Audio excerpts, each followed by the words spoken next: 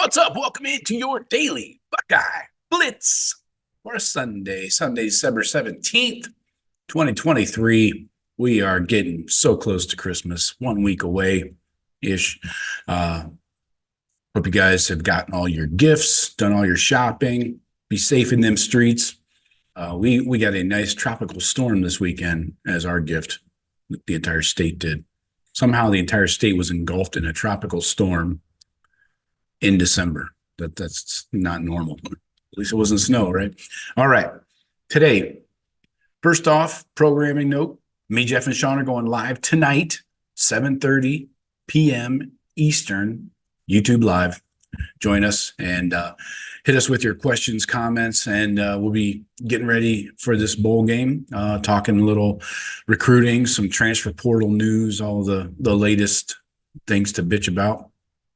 So yeah, 7:30, be there, be square. Today we're talking 2022 class projection for next season. So those would be the third year guys, right? I did this last year with the 2021 class. If you remember, we talked about guys like we knew what we had as far as Trey Henderson, Igbuka, Marv, Donovan Jackson. We knew what we had with those guys. Jack Sawyer, JT, all from that 2021 class. Mike Hall, Tyleek, all from that 21 class. Even Denzel Burke, Jordan Hancock. So we kind of knew what we had going into the season because a lot of those guys had played as sophomores.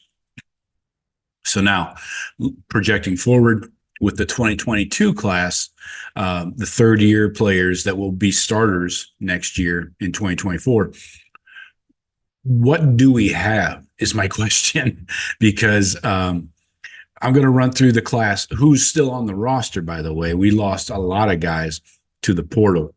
So let's get into it here. 2022 class headlined by the quarterback, Devin Brown. Let me pull up his, there we go. Okay. So, well, actually, let's go by rating, because CJ Hicks was a 99. Almost, a perfect 5-star. Still hasn't seen the field much. I have snap counts right here. CJ Hicks has played in this past season. He played 71 snaps. Most of those are special teams snaps. Or most of those games were special teams. He played 71 in actual defense. So we don't even know what we have there with the number one guy in the class. Then you got Sonny Styles. We're pretty happy with Sonny Styles. I think that's safe to say. He was a 98. Tegra Shabola, 97. Have not seen him on the field. For whatever reason, Josh Fryer leapfrogged him in the lineup. Then Devin Brown's a 97. I think we know what we have, but do we really? He only played what? Devin played 72 snaps this past season, and a lot of it was in garbage time. He played a lot in the Youngstown State game. So, what can you really draw from that? But we'll see.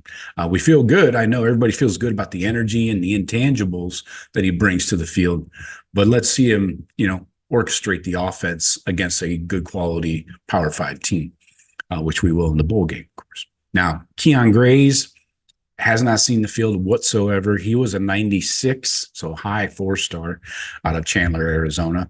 Then you got Caleb Burton, transferred out last year, so don't worry about him. Amari Abor is in the portal now, the defensive end. Then you got the other Caleb Brown, same thing, transferred. He's the one that went to Iowa. Caleb Burton was the one that went to Auburn. So yeah, and that was last year. So he's been off the team for a while. Kenyatta Jackson, we've seen flashes here and there. Let me check his snaps from this past season. It wasn't a lot, I can tell you that. 155. And he is not very gruntled. He's very disgruntled, actually. He took Ohio State out of his social media profiles. So what's going on there? Who knows? Sounds like he's not happy with his playing time. Well, you're only a second year guy. You're going into your third year. Jack and JT could both be gone. So Kenyatta, you know, there could be a starting job for you here. Gabe Powers hasn't seen the field at all. He was a 94. Kojo Antwi, the other receiver, 94, has not seen the field at all. Hero Canoe, now he has flashed on defense, the D tackle. Hero Canoe has only 81 snaps, but he's made some plays and been in on some meaningful snaps, key plays, in big games. So I feel good about Hero Canoe, depending on if Tyleek and Mike Hall both leave. I don't see that happening. I think Mike Hall comes back, but I think Hero's in line to challenge for a starting D tackle job. Then you got Caden Curry. He was a 94 edge. We've seen flashes from him. 156 snaps last year. Just, again, he's had to wait behind Jack and JT, just like Kenyatta. George Fitzpatrick, the tackle, a 93, has not seen the field. Carson Hinsman, a 93, had a terrible year at center. I realize he's a warm body in there, but his PFF grades are putrid, and they did not get better over the year. He's got to put on weight. I think he's only like 285 pounds, something like that. You got to be over 300, man. So Hinsman still on the fence. That's why the Buckeyes are out shopping for centers in the transfer portal.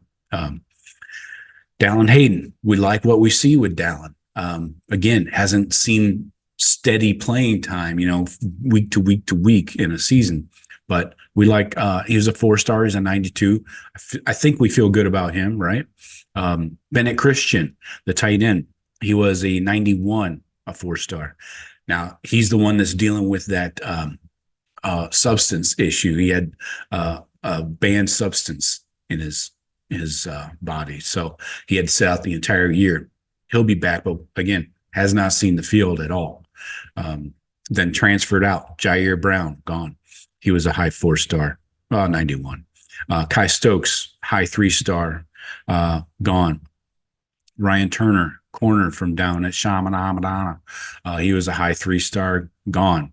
Avery Henry, hopefully he's doing well with his recovery from cancer. But again, can't be I hope he has a scholarship available, but obviously he's not going to play. So that really whittles down what we have left. And it really, this is where we get into critiquing the coaches and complaining about playing older guys over the younger guys, while we see Bama, Georgia, teams like that playing the young guys early, not just any young guys too. I mean, I realize that they're mostly 5-stars that are playing young, but their younger guys play early. Ours do not, especially this 2022 class. So to recap, you got Devin. We think we know what we have, but we still haven't seen it in a full game against a good opponent. Dallin Hayden, we feel good about that, just haven't seen it in a season-long format. Keon Grays, nothing. Kojo Antwi, nothing. Bennett Christian, nothing. George Fitzpatrick, just depth. Carson Hinsman has to improve or will lose his job. Tegra, a lot of upside, but could not beat out Josh Fryer. Kenyatta, frustrated that he can't get on the field, but needs to be patient. He can have a major impact in his third year coming up. Caden Curry, same. Probably not as frustrated as Kenyatta, though, at least outwardly. Hero Canoe, in line for a starting gig. CJ Hicks, same. In line for a starting job, possibly, assuming Steele goes to the NFL. But he's been behind, Tommy and Steele. So, again, Buckeyes not willing to play the younger guys. So it's, he's kind of getting screwed there, in my opinion. But if he was really flashing in practice where they had to play him, I think the coaches would.